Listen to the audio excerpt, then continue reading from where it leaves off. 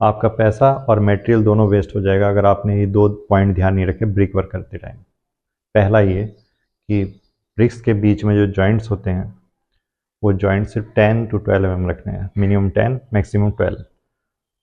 और दूसरा ये, अगर आप रेड ब्रिक्स यूज़ कर रहे हैं तो रेड ब्रिक्स को 24 आवर्स एक टब में या कहीं पानी में सबमर्ज करके रखना है।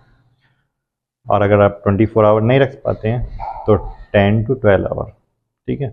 और दूसरा, अगर आप फ्लाई ऐश ब्रिक्स यूज़ कर रहे हैं तो उसमें आपको सबमर्ज करके रखने की ज़रूरत नहीं है ब्रिक्स को। आपको सिर्फ काम स्टार्ट होने से पहले, थोड़ी देर पहले वाटर स्प्रिंकल करना है उसके ऊपर।